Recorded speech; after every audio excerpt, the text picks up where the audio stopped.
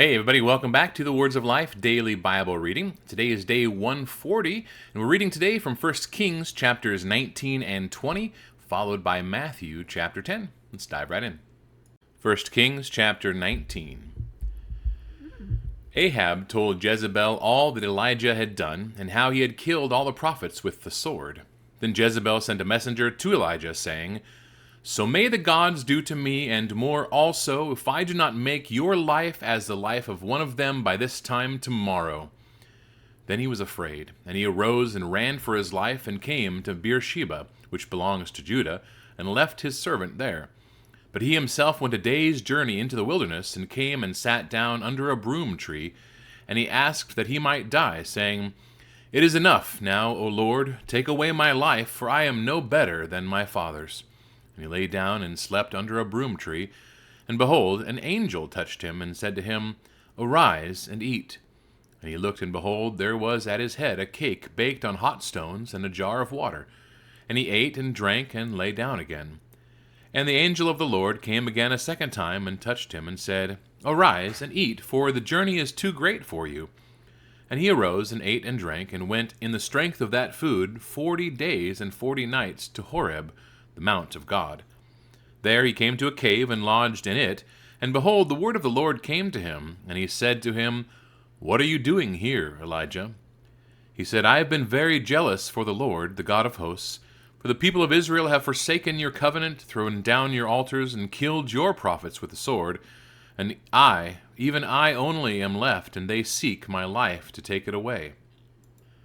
And he said, "Go out and stand on the mount before the Lord."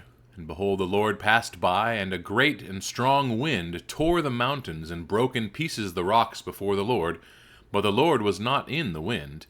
And after the wind an earthquake, but the Lord was not in the earthquake. And after the earthquake a fire, but the Lord was not in the fire. And after the fire the sound of a low whisper. And when Elijah heard it, he wrapped his face in his cloak, and went out and stood at the entrance of the cave. And behold, there came a voice to him, and said, "What are you doing here, Elijah?" He said, "I have been very jealous for the Lord, the God of hosts. For the people of Israel have forsaken your covenant, thrown down your altars, and killed your prophets with the sword. And I, even I only, am left, and they seek my life to take it away." And the Lord said to him, "Go, return on your way to the wilderness of Damascus. And when you arrive, you shall anoint Hazael to be king over Syria. And Jehu the son of Nimshi you shall anoint to be king over Israel. And Elisha the son of Shaphat of Abel-Meholah you shall anoint to be prophet in your place. And the one who escapes from the sword of Hazael shall Jehu put to death, and the one who escapes from the sword of Jehu shall Elisha put to death. Yet I will leave 7,000 in Israel, all the knees that have not bowed to Baal, and every mouth that has not kissed him." So he departed from there, and found Elisha the son of Shaphat, who was plowing with 12 yoke of oxen in front of him, and he was with the 12th. Elijah passed by him, and cast his cloak upon him. And he left the oxen, and ran after Elijah, and said, "Let me kiss my father and my mother, and then I will follow you." And he said to him, "Go back again, for what have I done to you?" And he returned from following him, and took the yoke of oxen, and sacrificed them, and boiled their flesh with the yokes of the oxen, and gave it to the people, and they ate. Then he arose, and went after Elijah, and assisted him. 1 Kings chapter 20. Ben-Hadad the king of Syria gathered all his army together. 32 kings were with him, and horses and chariots. And he went up and closed in on Samaria, and fought against it. And he sent messengers into the city to Ahab king of Israel, and said to him, "Thus says Ben-Hadad, your silver and your gold are mine, your best wives and children also are mine." And the king of Israel answered, "As you say, my lord, O king, I am yours, and all that I have." The messengers came again and said, "Thus says Ben-Hadad, I sent to you, saying, Deliver to me your silver and your gold, your wives and your children. Nevertheless, I will send my servants to you tomorrow about this time, and they shall search your house and the houses of your servants, and lay hands on whatever pleases you, and take it away." Then the king of Israel called all the elders of the land, and said, Mark now and see how this man is seeking trouble, for he sent to me for my wives and my children, and for my silver and my gold, and I did not refuse him. And all the elders and all the people said to him, Do not listen or consent. So he said to the messengers of Benhadad, Tell my lord the king, all that you first demanded of your servant I will do, but this thing I cannot do. And the messengers departed and brought him word again. Benhadad sent to him and said, The gods do so to me, and more also, if the dust of Samaria shall suffice for handfuls for all the people who follow me. And the king of Israel answered, Tell him, Let not him who straps on his armor boast himself as he who takes it off. When Benhadad heard this message as he was drinking with the kings in the booths, he said to his men, Take your positions. And they took their positions against the city. And behold, a prophet came near to Ahab, king of Israel, and said, Thus says the Lord, Have you seen all this great multitude? Behold, I will give it into your hand this day, and you shall know that I am the Lord. And Ahab said, By whom? He said, Thus says the Lord, By the servants of the governors of the districts. Then he said, Who shall begin the battle? He answered, You. Then he mustered the servants of the governors of the districts, and they were 232. And after them he mustered all the people of Israel, 7,000. And they went out at noon, while Benhadad was drinking himself drunk in the booths, he and the 32 kings who had helped him. The servants of the governors of the districts went out first, and Benhadad sent out scouts, and they reported to him, Men are coming out from Samaria. He said, If they have come out for peace, take them alive, or if they have come out for war, take them alive.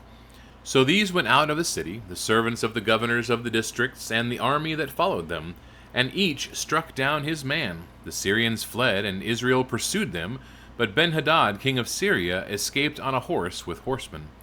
And the king of Israel went out and struck the horses and chariots, and struck the Syrians with a great blow. Then the prophet came near to the king of Israel, and said to him, Come, strengthen yourself, and consider well what you have to do, for in the spring the king of Syria will come up against you. And the servant of the king of Syria said to him, Their gods are gods of the hills, and so they were stronger than we, but let us fight against them in the plain, and surely we will be stronger than they. And do this, remove the kings, each from his post, and put commanders in their places, and muster an army like the army that you have lost, horse for horse, and chariot for chariot. Then we will fight against them in the plain, and surely we shall be stronger than they. And he listened to their voice, and did so.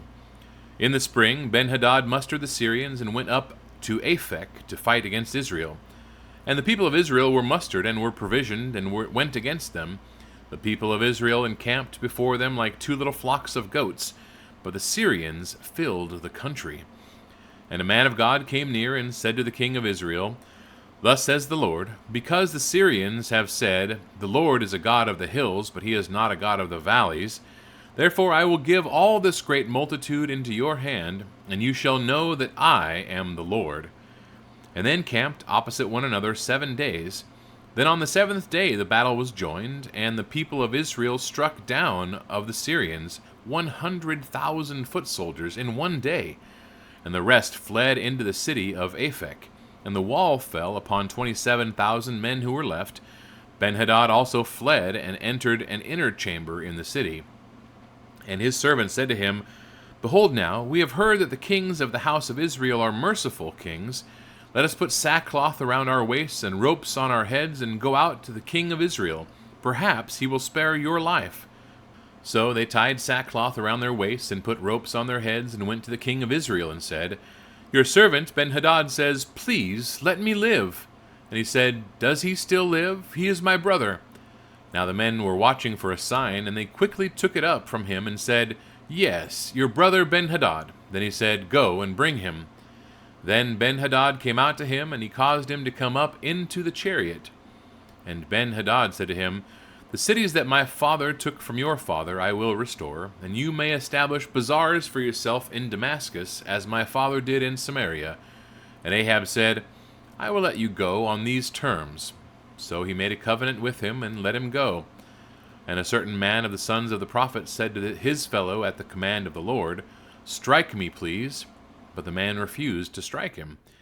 Then he said to him, Because you have not obeyed the voice of the Lord, behold, as soon as you have gone from me, a lion shall strike you down. And as soon as he had departed from him, a lion met him and struck him down. Then he found another man and said, Strike me, please. And the man struck him and wounded him. So the prophet departed and waited for the king by the way, disguising himself with a bandage over his eyes.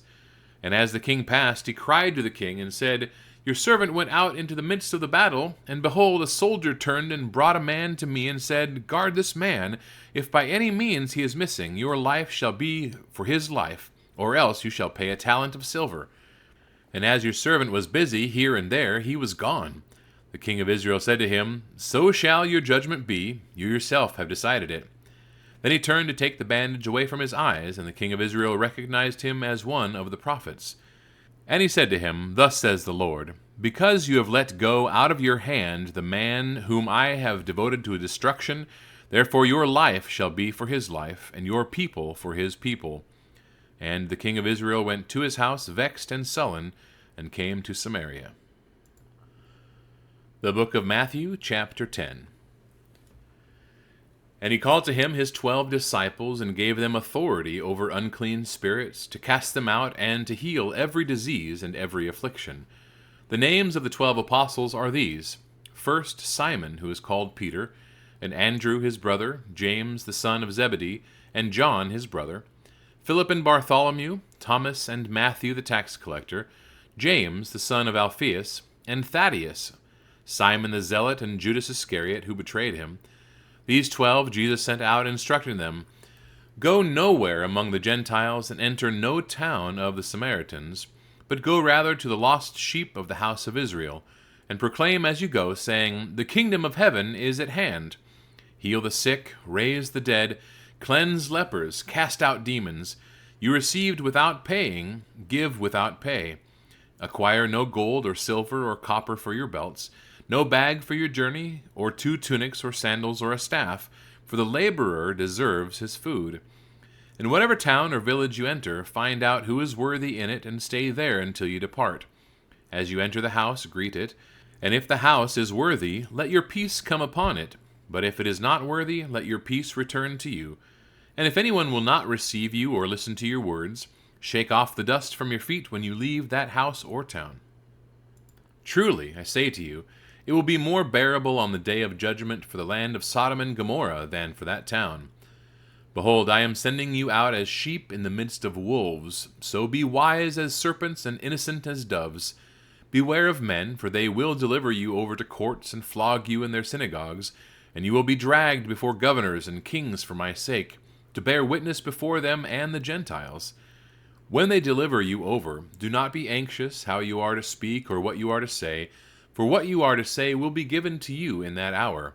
For it is not you who speak, but the Spirit of your Father speaking through you.